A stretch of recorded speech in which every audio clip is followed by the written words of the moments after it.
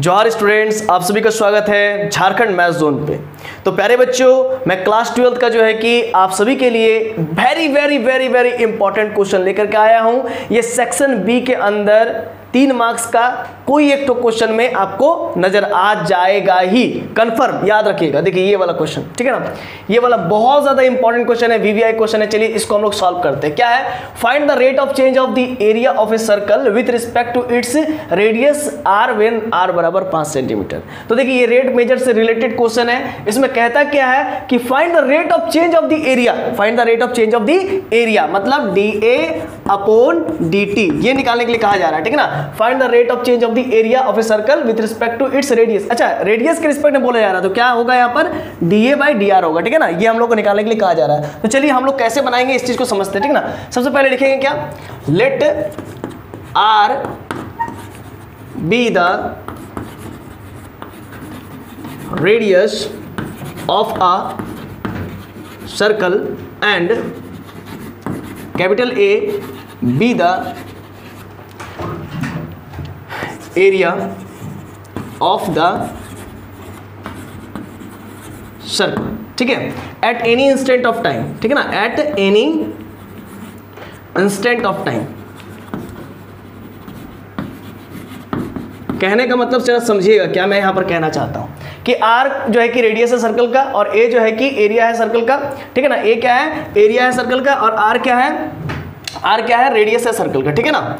इसको आप small r भी लिख सकते हैं, ठीक है ना। तो लेट r क्या है? रेडियस है सर्कल का, a क्या है? एरिया है सर्कल का। कोई भी इंस्टेंट ऑफ टाइम, कब? तो t में, कोई भी इंस्टेंट ऑफ टाइम t में। तो अब यहाँ पर क्या दिया हुआ जरा देखिए और समझिए और लिखिए।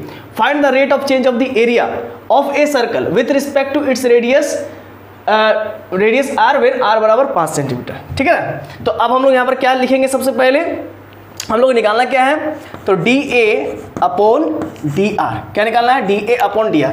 Find the rate of the change of the area, area का हमको चेंजेस रेट लिखना है of a circle with respect to its radius, इसके रेडियस के सापेक्ष में, ठीक है ना। जब r का वैल्यू 5 सेंटीमीटर हो तब। तो हम लोग को क्या मालूम है? हम लोग को ये मालूम है ए का सर्कल का जो एरिया होता है वो क्या होता है? पाई आर स्क्वायर होता है कि नहीं बाबू। तो अब आप यहाँ पर क्या कीजिए, पाई को बाहर कीजिए, ठीक ना। पाई कांस्टेंट होता है इसीलिए बाहर कर दिए। अब आर स्क्वायर है, नीचे में क्या होगा? आर हो गया। अब इसको हम लोग और फर्दर सॉल्व करेंगे तो पाई हो जाएगा और आर स्क्वायर का डिफरेंशिएशन आर के रिस्पेक्ट में क्या होगा? तो 2r हो जाएगा, ठीक ना। यहाँ पर आप लिख दीजिएगा कारण, since area of the circle equals to pi r square होता है, इसी वजह से। अब हम लोग को क्या निकालना है? dA बाई dr निकालना, कब? जब r का वैल्यू कितना है? 5 सेंटीमीटर है तब। तो यहाँ पर 5 लिख देंगे, 5 सेंटीमीटर, और यहाँ पर 2 लिख देंगे, पाई लिख देंगे, और r का वैल्यू कितना है? तो 5 सेंटीमीटर। तो 2 पचे 10, कितना हो जाएगा? 10 पाई सेंटीमीटर स्क्वायर, ठीक ना। एरिया निकालना था। देखिए यहाँ पर r का वैल्यू 5 सेंटीमीटर है। जैसे ही मैंने r का वैल्यू यहाँ पर 5 सेंटीमीटर पुट किया तो ये क्या हो गया? 2 5 10 पाई सेंटीमीटर स्क्वायर क्या हो जाएगा? ये यहाँ पर आप सेंटीमीटर भी लिख सकते हो, क्यों? क्योंकि देखिए r का वैल्यू 5 सेंटीमीटर है तो यहाँ पर कोई स्क्वायरिंग तो करना नहीं है, इसीलिए आप सिंपली 10 पाई सेंटीमीटर लिखिएगा तो ये आपका आंसर कंप्लीट होता है, ठीक है ना। आशा है आपको ये चीज़ समझ में आ गया हो गया। तो मिलते हैं नेक्स्ट वीडियो लेक्चर में, तब तक के लिए जोहार।